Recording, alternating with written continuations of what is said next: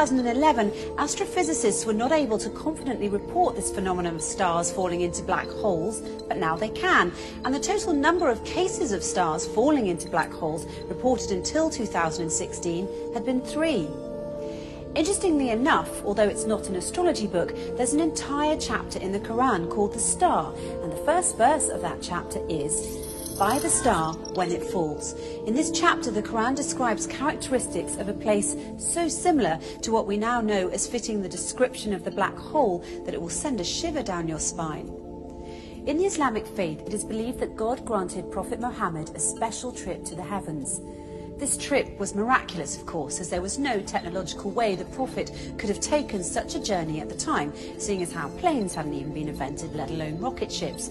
Nonetheless, if you study this miraculous night journey closely, you'll find that there are many clues to prove that this incredible journey did indeed occur.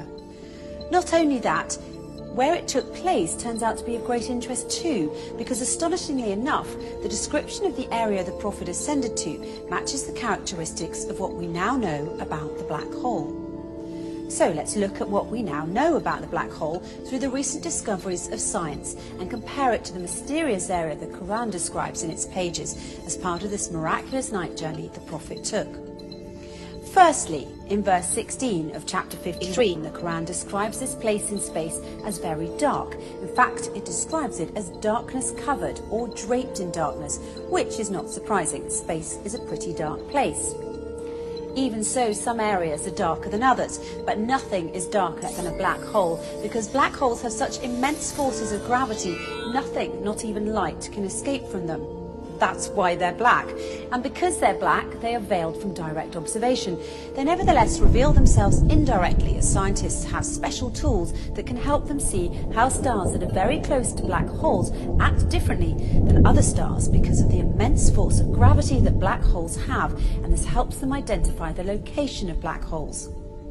Secondly, according to the Quran, when ordinary people look at this dark area in space, they can't see it directly as their eyes bypass or surpass the boundary of this area, and they only see beyond it or around it. It's almost as if this area behaves as a lens. Science, it turns out, has a term for this. It's called gravitational lens. Let's take a closer look.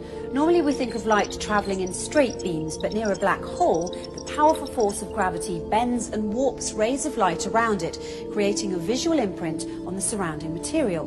Astrophysicists have proved that a black hole bends light to act like a cosmic magnifying glass, giving astronomers a view of an even more distant galaxy behind it. And this, my friends, is what we call a gravitational lens. However, the Quran brings our attention to an interesting fact regarding this matter in verse 17 of chapter 53, when it says, "The eyesight of the Prophet Muhammad did not swerve, nor did it pass beyond the boundary. He certainly saw it as one of the greatest signs